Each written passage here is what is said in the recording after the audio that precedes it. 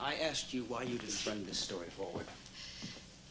Lee Weber didn't push Ann off, did he? Oh, Stephen, She threw herself off the bluff, and you drove her to it. Ann didn't kill herself.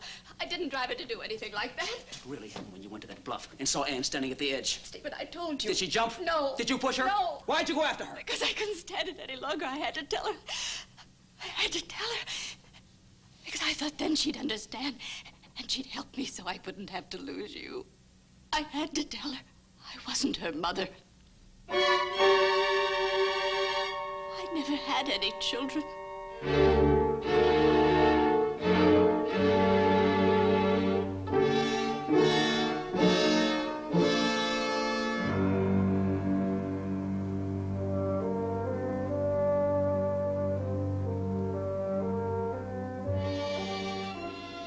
Never. I'm not your mother.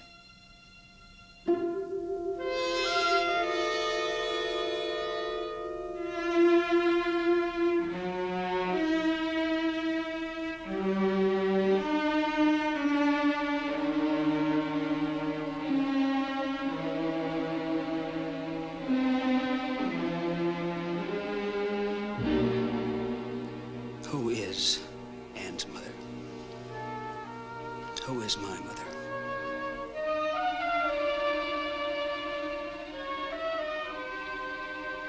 Catherine Peyton.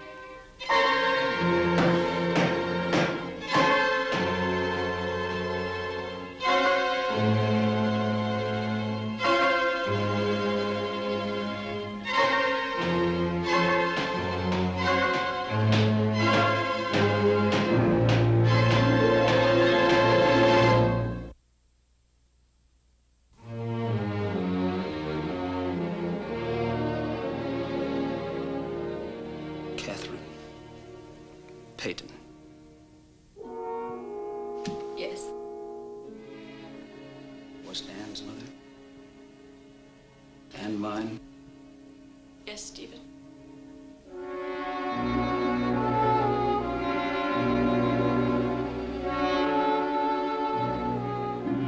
How could you tell her this? How could you justify this fantastic masquerade? I couldn't. But she asked me why I'd left her father. I told her it was over an affair. An affair, she said. You left your husband over a simple affair, as if it were my fault, not Brian's or Catherine's, but mine. And then you told her. Not all of it. Just enough to try to make her understand what it was like to watch your husband destroy a marriage over an infatuation with a spoiled, willful schoolgirl with a pretty face. Were they in love? In love? Catherine Peyton in love? Oh, I don't think she was ever in love in her life. She never loved anyone but herself. Well, then what was the nature of their relationship? The nature of their relationship was that Catherine Peyton always took what she wanted. She wanted my husband. The time came for her to pay for it. There was her father with his checkbook.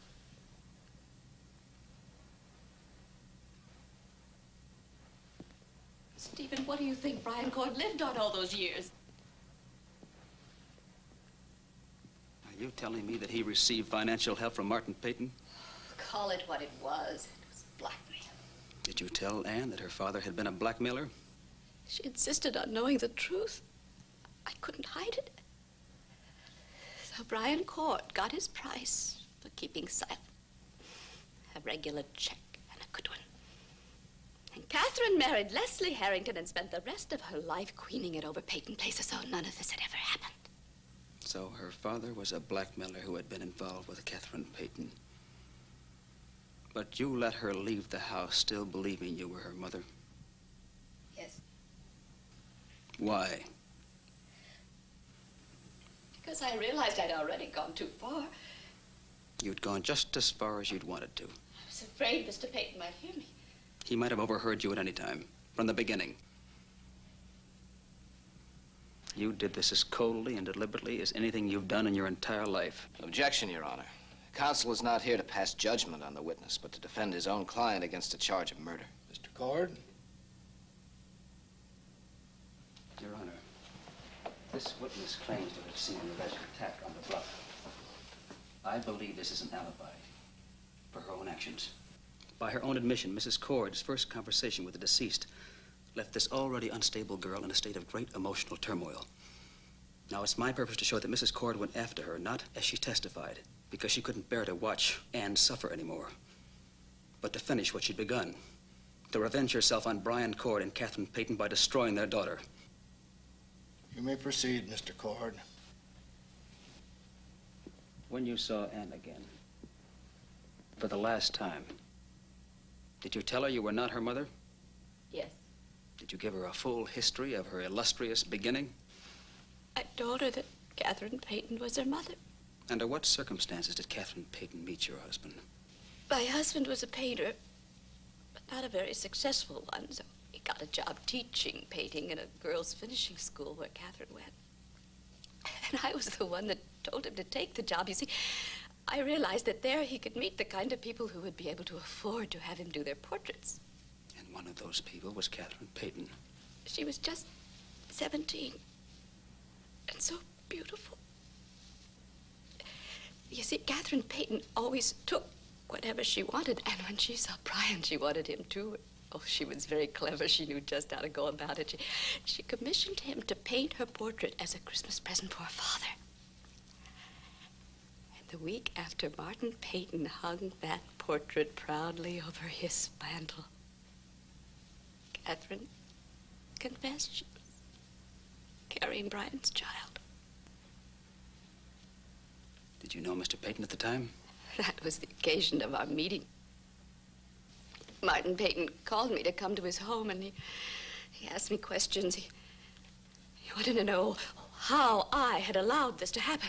What sort of man was my husband? Would he make any sort of suitable husband for his Catherine? He actually asked me that about the man I was married to. And what did you tell him?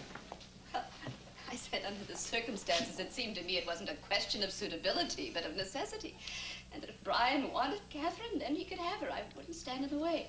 Did Mr. Peyton decide against the marriage? Mr. Peyton was willing. Brian was not. He already had his fill of Miss Catherine and her tantrums. He wasn't about to marry her. Who thought of the other solution? Mr. Peyton? He told me that if I was going to divorce Brian, then I'd have to think about my future.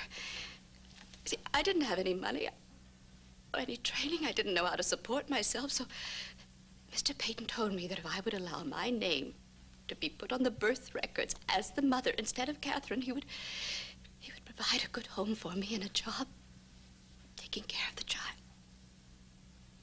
Then there were two of you, and Brian decided he wanted his son, but I wouldn't let him have you. I made him take the girl. Let it be shown in the record that the son refers to me, Stephen Cord.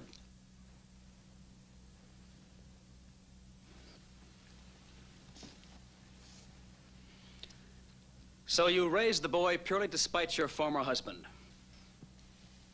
In the beginning, maybe, but Stephen, I learned to love you. Let's say you remained faithful to your end of the bargain. You kept Catherine secret, you took care of her child's physical needs, you supervised his schooling. I loved you. Brian did it for the money, but you became mine, my son. Did you tell Anne? Yes, I begged her to make you understand. Did you tell Anne that her father raised her purely as the price of his regular check? Did you say that to her? Maybe in the beginning, but later... Later you told her more. Perhaps you even reminded her that her real mother was playing golf at the country club the day she was accused of blinding Christopher Weber. Don't tell me about Catherine Peyton. Didn't I have to listen to her whispering, laughing on the back stairs with my husband locked into the studio with him? I wasn't allowed to enter. And then the next year, watching her sweep down the grand staircase all dressed in white, all dewy, innocence radiant, smiling at you. Her child lying asleep in my bedroom. Mrs. Cord, please confine yourself to what is relevant. Relevant? Is it relevant that I would have been Mrs. Martin Peyton except for Catherine? She decided I wasn't fit to marry into our family. I only want to know what you actually said to the deceased girl. I said to Anne, I said, forgive me. forgive me. Oh, forgive me, my dad, forgive me. And having said it, you walked away and left her to die. Oh, God, forgive me. Forgive me. Forgive me. Mrs. Cord. No further questions.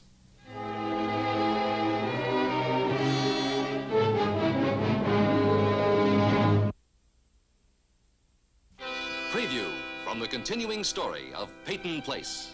It's quite possible, isn't it, that Lee Weber wasn't there? And that you pushed that poor, unfortunate girl? Not now. When? Tomorrow when it's over?